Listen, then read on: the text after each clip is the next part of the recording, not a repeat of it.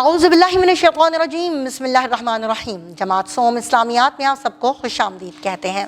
جی پیارے بچوں، آج ہم پڑھنے جا رہے ہیں باب سوم، سیرت طیبہ خاتم النبیین صلی اللہ علیہ وعلی آلہ واصحابہ وسلم، جس کا سبق نمبر 1 ہے نبی کریم خاتم النبیین صلی اللہ علیہ وعلی آلہ واصحابہ وسلم کی حیات طیبہ قبل از بعثت، یعنی کہ نبوت سے پہلے کے حالات، جس میں ہم پڑھیں گے حالات زندگی کے بارے میں، جس میں ہم پڑھیں گے ان کی پیدائش کے بارے میں، جس میں ہم پڑھیں گے ان کے گھرانے کے بارے میں، والد اور والدین کے بارے میں، دادا کے بارے میں، چچا کے بارے میں۔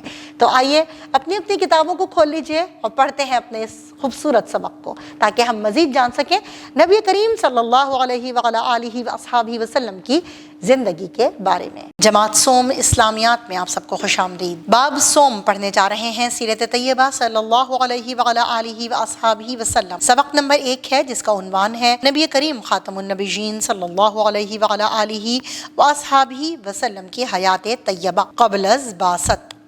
حاصلات تعلم ہے کہ اس سبق کی تکمیل کے بعد طلبہ اس قابل ہو جائیں گے کہ وہ حضرت محمد رسول اللہ خاتم النبیین صلی اللہ علیہ وعلی آلہ واصحابہ وسلم کے خاندان اور آپ خاتم النبیین صلی اللہ علیہ وعلی آلہ واصحابہ وسلم کی ولادت بسعادت، بوقت ولادت، معجزات اور پرورش کے بارے میں جان سکیں۔ آپ خاتم النبیین صلی اللہ علیہ وعلی آلہ واصحابہ وسلم کے بچپن کے چیدہ واقعات کے متعلق آگاہی حاصل کر سکیں۔ حضرت ابو طالب کی آپ خاتم النبیین صلی اللہ علیہ وعلی آلہ واصحابہ وسلم سے محبت اور کفالت کے بارے میں جان سکیں۔ آپ خاتم النبیین صلی اللہ علیہ وعلی آلہ واصحابہ وسلم کے سفر شام کے دوران پیش آنے والے واقعات کو جان سکیں۔ حلف الفضول جیسے اہم تاریخی واقعے اور اس کی اہم شقوں سے واقف ہو سکیں۔ پیارے نبی حضرت محمد رسول اللہ خاتم النبیین صلی اللہ علیہ وعلی آلہ واصحابہ وسلم کی مکہ مکرمہ میں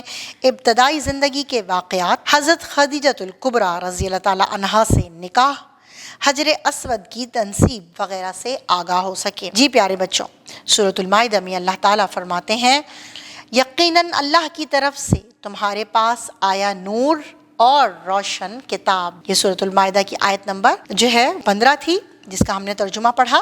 اب ہم پڑھتے ہیں حضرت محمد رسول اللہ خاتم النبیین صلی اللہ علیہ وعلی آلہ واصحابہ وسلم کی ولادت بسعادت۔ ہمارے پیارے نبی حضرت محمد رسول اللہ خاتم النبیین صلی اللہ علیہ وعلی آلہ واصحابہ وسلم عرب کے مشہور شہر مکہ مکرمہ میں 571 عیسوی کو ماہ ربیع الاول میں پیر کے روز پیدا ہوئے۔ آپ خاتم النبیین صلی اللہ علیہ وعلی آلہ واصحابہ وسلم کا تعلق قبیلہ قریش کے معزز خاندان بنو ہاشم سے تھا۔ آپ خاتم النبیین صلی اللہ علیہ وعلی آلہ واصحابہ وسلم کا خاندان مکہ مکرمہ کے معزز ترین خاندانوں میں شمار ہوتا تھا۔ آپ خاتم النبیین صلی اللہ علیہ وعلی آلہ واصحابہ وسلم کے والد ماجد کا نام حضرت عبداللہ تھا، جو آپ خاتم النبیین صلی اللہ علیہ وعلی آلہ واصحابہ وسلم کی پیدائش سے چند ماہ پہلے ہی وفات پا گئے تھے۔ آپ خاتم النبیین صلی اللہ علیہ وعلی آلہ واصحابہ وسلم کی والدہ ماجدہ کا نام حضرت آمنہ تھا۔ آپ خاتم النبیین صلی اللہ علیہ وعلی آلہ واصحابہ وسلم کے دادا کا نام حضرت عبدالمطلب تھا۔ آپ خاتم النبیین صلی اللہ علیہ وعلی آلہ واصحابہ وسلم کی ولادت پر آپ کے دادا بے حد خوش ہوئے۔ انہوں نے آپ خاتم النبیین صلی اللہ علیہ وعلی آلہ واصحابہ وسلم کا نام محمد رکھا، صلی اللہ علیہ وعلی آلہ واصحابہ وسلم۔ مزید معلومات کے لیے آپ کو یہ بتاتی چلوں کہ پیارے نبی کریم صلی اللہ علیہ وعلی آلہ واصحابہ وسلم کے دادا حضرت عبدالمطلب نے زمزم کے چشمے کو دوبارہ کھدوانے کا کارنامہ بھی انجام دیا، جو کہ دب کر غائب ہو گیا تھا۔ ہاں تو جی ہم دوبارہ پڑھتے ہیں۔ آپ صلی اللہ علیہ وعلی آلہ واصحابہ وسلم کے دادا نے آپ کا نام محمد رکھا، اور محمد کے معنی ہیں جس کی بے حد تعریف کی جائے۔ اب ہم پڑھتے ہیں بوقت ولادت معجزات۔ جب نبی کریم خاتم النبیین صلی اللہ علیہ وآلہ آلہ وآصحابہ وسلم کی ولادت ہوئی تو اللہ تعالیٰ کی طرف سے بے شمار معجزے ظاہر ہوئے۔ آپ خاتم النبیین صلی اللہ علیہ وآلہ آلہ وآصحابہ وسلم کی والدہ ماجدہ فرماتی ہیں کہ آپ خاتم النبیین صلی اللہ علیہ وآلہ آلہ وآصحابہ وسلم کی پیدائش پر ایک نور ظاہر ہوا اور مشرق سے مغرب تک اس کی روشنی پھیل گئی۔ آپ خاتم النبیین صلی اللہ علیہ وآلہ آلہ وآصحابہ وسلم کی پیدائش پر خانہ کعبہ میں رکھے ہوئے بت گر کر ٹوٹ گئے۔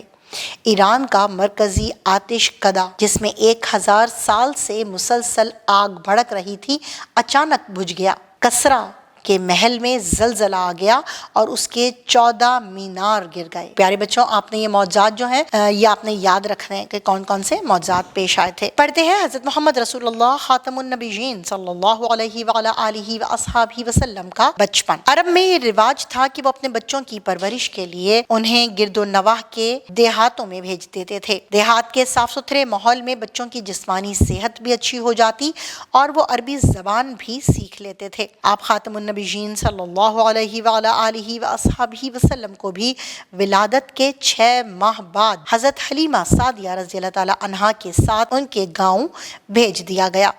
آپ خاتم النبیین صلی اللہ علیہ وآلہ آلہ وآصحابہ وسلم وہاں تقریباً 4 سال رہے۔ پھر حضرت حلیمہ سعدیہ رضی اللہ تعالی عنہا آپ خاتم النبیین صلی اللہ علیہ وآلہ آلہ وآصحابہ وسلم کو حضرت آمنہ کے پاس مکہ مکرمہ چھوڑ گئیں۔ جب آپ خاتم النبیین صلی اللہ علیہ وآلہ آلہ وآصحابہ وسلم 6 سال کے ہوئے تو آپ خاتم النبیین صلی اللہ علیہ وآلہ آلہ وآصحابہ وسلم کی والدہ ماجدہ حضرت آمنہ وفات پا گئیں۔ ان کے بعد آپ خاتم النبیین صلی اللہ علیہ وآلہ آلہ وآصحابہ وسلم کے دادا حضرت عبد المطلب نے آپ خاتم النبیین صلی اللہ علیہ وآلہ آلہ وآصحابہ وسلم کی پرورش کی۔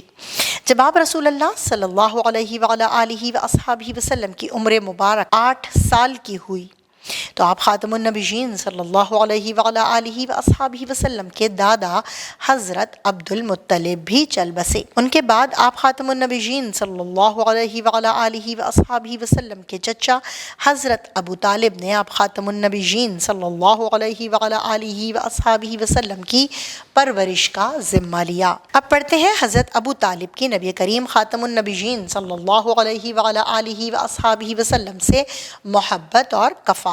حضرت ابو طالب آپ خاتم النبیین صلی اللہ علیہ وآلہ آلہ وآصحابہ وسلم سے اپنے بچوں سے زیادہ محبت کرتے تھے۔ وہ آپ خاتم النبیین صلی اللہ علیہ وآلہ آلہ وآصحابہ وسلم کا خاص خیال رکھتے۔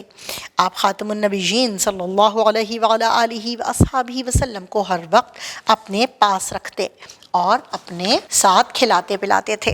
وہ جہاں بھی جاتے آپ صلی اللہ علیہ وآلہ آلہ وآصحابہ وسلم کو اپنے ساتھ لے جاتے۔ نبی کریم خاتم النبیین صلی اللہ علیہ وآلہ آلہ وآصحابہ وسلم بھی اپنے چچا سے بہت محبت کرتے تھے۔ آپ خاتم النبیین صلی اللہ علیہ وآلہ آلہ وآصحابہ وسلم بچپن سے جوانی تک اپنے چچا کے ساتھ رہے۔ آپ خاتم النبیین صلی اللہ علیہ وآلہ آلہ وآصحابہ وسلم نے اپنے لڑکپن میں عربوں کے رواج کے مطابق بھیڑ بکریاں بھی چرائیں۔ آپ خاتم النبیین صلی اللہ علیہ وآلہ آلہ وآصحابہ وسلم عام بچوں سے بالکل مختلف تھے۔ اب ہم پڑھیں گے سفر شام کے بارے میں۔ حضرت ابو طالب کا پیشہ تجارت تھا۔ ایک مرتبہ حضرت ابو طالب نے تجارت کے غرض سے ملک شام جانے کا ارادہ کیا تو آپ خاتم النبیین صلی اللہ علیہ وآلہ آلہ وآصحابہ وسلم کو بھی ساتھ لے گئے۔ اس وقت خاتم النبیین صلی اللہ علیہ وآلہ آلہ وآصحابہ وسلم کی عمر مبارک صرف 12 برس تھی۔ جب حضرت ابو طالب کا قافلہ شہر بصرہ پہنچا تو وہاں پر حضرت ابو طالب کی ملاقات ایک مسیحی راہب سے ہوئی جس کا نام بحیرہ تھا۔ مسیحی راہب بیٹا عیسائی جو راہب ہوتے ہیں ان کو کہا گیا ہے، یہ توریت اور انجیل کے بہت بڑے عالم تھے۔ انہیں آپ خاتم النبیین صلی اللہ علیہ وآلہ آلہ وآصحابہ وسلم کے چہرہ مبارک پر نبوت کی نشانیاں نظر آئیں۔ بحیرہ نے حضرت ابو طالب کو مشورہ دیا کہ اس بچے کو واپس لے جائیں، ایسا نہ ہو کہ راستے میں یہودی اس بچے کو پہچان کر آپ لوگوں کو نقصان پہنچائیں۔ حضرت ابو طالب نے اپنا مال تجارت وہیں فروخت کر دیا اور آپ خاتم النبیین صلی اللہ علیہ وآلہ آلہ وآصحابہ وسلم کو لے کر مکہ مکرمہ واپس آ گئے۔ حرب فجار، فجار کی جنگ۔ پیارے بچوں، عربوں کے ہاں بعد بے بعد جنگیں اور لڑائیاں ہوا کرتی تھیں۔ مختلف قبائل کسی نہ کسی بات پر آپس میں الجھ جاتے اور پھر سال ہا سال لڑتے رہتے۔ ایسی ہی ایک لڑائی جنگ فجار اس وقت لڑی گئی جب آپ خاتم النبیین صلی اللہ علیہ وعلی آلہ واصحابہ وسلم تقریباً 15 سال کے تھے۔ آپ خاتم النبیین صلی اللہ علیہ وعلی آلہ واصحابہ وسلم نے اس جنگ میں بس اتنا حصہ لیا کہ اپنے چچاؤں کو تیر پکڑاتے رہے، جبکہ آپ خاتم النبیین صلی اللہ علیہ وعلی آلہ واصحابہ وسلم تیر اندازی اور تلوار چلانا جانتے تھے۔ آپ خاتم النبیین صلی اللہ علیہ وعلی آلہ واصحابہ وسلم قبائل کی لڑائیوں کو ناپسند کرتے تھے۔ اب ہم پڑھیں گے حلف الفضول کے بارے میں۔ حلف الفضول پڑھنے سے پہلے آپ کو بتا دوں کہ حلف کے معنی ہیں معاہدے کے، یعنی کہ حلف کے معنی معاہدے کے ہیں اور فضول فضل کی جمع ہے۔ اس معاہدے کے قائم کرانے میں جن لوگوں نے کوشش کی تھی ان کے ناموں کے شروع میں لفظ فضل آتا تھا، اس لیے اس معاہدے کو حلف الفضول کا نام دیا گیا۔ اور یہ بھی میں بتاتی چلوں کہ عرب کے جو لوگ تھے وہ رجب کے مہینے میں، ذوالقعدہ کے مہینے میں، ذوالحجہ کے مہینے میں اور محرم کے مہینوں میں نہیں لڑا کرتے تھے، اور ان مہینوں میں عربوں کے نزدیک لڑنا حرام تھا۔ یہ ان 4 مہینوں میں لڑائیاں نہیں کرتے تھے۔ اب ہم معاہدہ پڑھتے ہیں حلف الفضول۔ جنگ فجار کے بعد ایک واقعہ اور پیش آیا۔ مکے سے باہر کے ایک آدمی کا مال مکے کے ایک سردار نے خریدا لیکن پیسے نہ دیے۔ وہ آدمی مکے کے لوگوں سے مدد مانگتا رہا لیکن کسی نے اس کی مدد نہ کی۔ اس پر وہ بہت ناراض ہوا اور اپنی شکایت اشعار کی صورت میں مکے کے بازاروں میں بیان کرنے لگا۔ حضرت محمد رسول اللہ خاتم النبیین صلی اللہ علیہ وعلی آلہ واصحابہ وسلم کے چچا زبیر بن عبد المطلب کو یہ سب سن کر بے حد افسوس ہوا۔ زبیر بن عبد المطلب نے قریش کے مختلف خاندانوں کو بلا کر یہ عہد کیا کہ مکے میں جو بھی مظلوم ہوگا اس کی مدد کی جائے گی، چاہے اس کا تعلق کسی بھی قبیلے یا علاقے سے ہو۔ آپ خاتم النبیین صلی اللہ علیہ وعلی آلہ واصحابہ وسلم کو یہ بات اتنی پسند آئی کہ آپ خاتم النبیین صلی اللہ علیہ وعلی آلہ واصحابہ وسلم خوشی خوشی اس معاہدے میں شریک ہوئے، کیونکہ اس معاہدے میں امن قائم کرنے اور مسافروں کے ساتھ اچھا سلوک کرنے پر بھی زور دیا گیا تھا۔ اب پڑھتے ہیں حضرت خدیجۃ الکبریٰ رضی اللہ تعالیٰ عنہا سے نکاح کے بارے میں۔ حضرت خدیجۃ الکبریٰ رضی اللہ تعالیٰ عنہا مکہ مکرمہ کی ایک معزز، مالدار اور تجارت پیشہ خاتون تھیں، اس لیے آپ رضی اللہ تعالیٰ عنہا نے نبی اکرم خاتم النبیین صلی اللہ علیہ وعلی آلہ واصحابہ وسلم سے اپنا مال تجارت ملک شام فروخت کے لیے لے جانے کی درخواست کی۔ نبی اکرم خاتم النبیین صلی اللہ علیہ وعلی آلہ واصحابہ وسلم نے یہ گزارش قبول کر لی اور سامان تجارت کو فروخت کرنے کے لیے ملک شام کی طرف روانہ ہوئے۔ حضرت خدیجۃ الکبریٰ رضی اللہ تعالیٰ عنہا نے اپنا ایک غلام جس کا نام میسرہ تھا آپ خاتم النبیین صلی اللہ علیہ وعلی آلہ واصحابہ وسلم کے ساتھ بھیجا۔ میسرہ نے تجارتی سفر سے واپسی پر حضرت خدیجۃ الکبریٰ رضی اللہ تعالیٰ عنہا سے نبی اکرم خاتم النبیین صلی اللہ علیہ وعلی آلہ واصحابہ وسلم کے اخلاق اور اچھے لین دین کی بہت تعریف کی۔ حضرت خدیجۃ الکبریٰ رضی اللہ تعالیٰ عنہا نے آپ خاتم النبیین صلی اللہ علیہ وعلی آلہ واصحابہ وسلم کی امانت و دیانت سے متاثر ہو کر آپ خاتم النبیین صلی اللہ علیہ وعلی آلہ واصحابہ وسلم کی خدمت میں سہیلی نفیسہ کے ذریعے نکاح کا پیغام بھجوایا۔ آپ خاتم النبیین صلی اللہ علیہ وعلی آلہ واصحابہ وسلم نے اپنے چچا حضرت ابو طالب سے اس معاملے پر مشورہ کرنے کے بعد حضرت خدیجہ رضی اللہ تعالیٰ عنہا سے نکاح کر لیا۔ نکاح کے وقت نبی اکرم خاتم النبیین صلی اللہ علیہ وعلی آلہ واصحابہ وسلم کی عمر مبارک 25 سال تھی، جبکہ حضرت خدیجہ رضی اللہ تعالیٰ عنہا 40 برس کی تھیں۔ اب ہم پڑھیں گے حجر اسود کی تنصیب کے بارے میں، یعنی کہ کس طرح سے حجر اسود کو لگایا گیا، نصب کیا گیا خانہ کعبہ میں۔ حجر اسود کا مطلب ہے سیاہ پتھر۔ یہ جنت کا وہ پتھر ہے جو خانہ کعبہ کے جنوب مشرقی دیوار میں حضرت ابراہیم علیہ السلام کے ہاتھوں نصب ہوا تھا۔ اسی وجہ سے مکہ مکرمہ کے لوگ اس پتھر کو بہت برکت والا مانتے تھے۔ حضرت محمد رسول اللہ خاتم النبیین صلی اللہ علیہ وآلہ وصحبہ وسلم کے اعلان نبوت سے کچھ عرصے قبل مکہ مکرمہ میں شدید بارشوں اور سیلاب آنے کی وجہ سے، یعنی کہ سیلاب کے آنے کی وجہ سے خانہ کعبہ کی عمارت بہت کمزور ہو گئی۔ اس لیے ضرورت محسوس ہوئی کہ خانہ کعبہ کی دوبارہ تعمیر کی جائے۔ مکہ مکرمہ کے سرداروں نے مل کر خانہ کعبہ کی دوبارہ تعمیر شروع کر دی۔ جب حجر اسود کی تنصیب کا موقع آیا تو سرداروں کا آپس میں جھگڑا شروع ہو گیا۔ جھگڑا اتنا بڑھا کہ معاملہ جنگ تک جا پہنچا۔ ممکن تھا کہ تلواریں چل جاتی، کیونکہ ہر سردار یہ چاہتا تھا کہ تنصیب حجر اسود کی سعادت اسے حاصل ہو۔ ایسے میں قریش کے ایک معزز شخص کے مشورے پر یہ فیصلہ کیا گیا کہ کل صبح جو شخص خانہ کعبہ میں سب سے پہلے داخل ہوگا وہ جو فیصلہ کرے گا اس کا فیصلہ مان لیا جائے گا۔ اگلے دن حضرت محمد رسول اللہ خاتم النبیین صلی اللہ علیہ وآلہ وصحبہ وسلم سب سے پہلے خانہ کعبہ میں داخل ہوئے۔ لوگ آپ خاتم النبیین صلی اللہ علیہ وآلہ وصحبہ وسلم کو دیکھتے ہی پکار اٹھے کہ صادق اور امین آ گئے، ہمیں ان کا ہر فیصلہ منظور ہے۔ انہیں آپ خاتم النبیین صلی اللہ علیہ وآلہ وصحبہ وسلم کی ذات پر مکمل اعتماد تھا۔ آپ خاتم النبیین صلی اللہ علیہ وآلہ وصحبہ وسلم نے مکے کے سرداروں میں جھگڑا ختم کرنے کے لیے ایک چادر منگوائی اور اس پر حجر اسود رکھ دیا۔ آپ خاتم النبیین صلی اللہ علیہ وآلہ وصحبہ وسلم نے تمام سرداروں سے کہا کہ چادر کے کونے پکڑ کر حجر اسود کو اس مقام تک لے آئیں جہاں اسے نصب کرنا تھا۔ سب نے ایسا ہی کیا۔ پھر آپ خاتم النبیین صلی اللہ علیہ وآلہ وصحبہ وسلم نے خود حجر اسود کو اپنے ہاتھوں سے اس کی جگہ پر نصب فرما دیا۔ اس طرح حجر اسود بغیر کسی جھگڑے کے اپنی جگہ نصب کر دیا گیا۔ سب لوگ اس فیصلے سے بہت خوش ہوئے۔ آپ خاتم النبیین صلی اللہ علیہ وآلہ وصحبہ وسلم کی حکمت و دانائی سے اتنا بڑا مسئلہ پرامن طریقے سے حل ہو گیا۔ اس وقت آپ خاتم النبیین صلی اللہ علیہ وآلہ وصحبہ وسلم کی عمر مبارک 35 سال تھی۔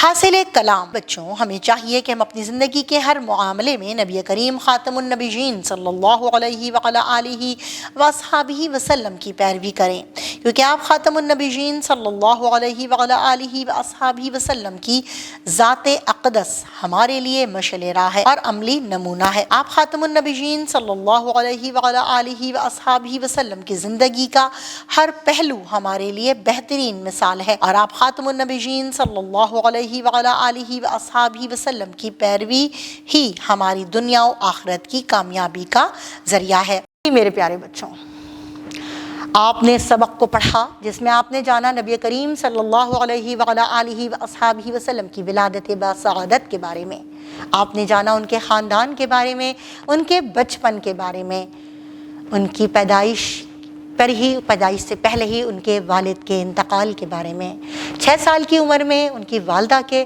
اور 8 سال کی عمر میں ان کے دادا کے انتقال کے بارے میں۔ اس کے بعد ان کی کفالت کا ذمہ لیا ان کے چچا حضرت ابو طالب نے۔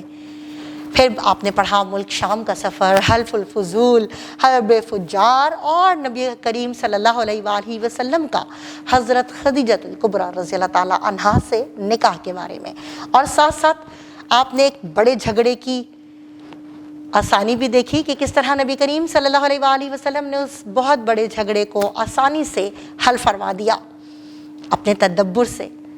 جی، حجر اسود کی تنصیب کے بارے میں تو یہ سبق آپ کو بہت اچھا لگا ہوگا۔ یہ سارے حالات و واقعات ضرور یاد رکھیے گا اور یہ سب اپنے چھوٹے بہن بھائیوں کو بھی بتائیے گا۔ اسی کے ساتھ اپنے سبق کا اختتام کرتے ہیں، ملتے ہیں اس کی مشق میں، تب تک کے لیے اللہ حافظ۔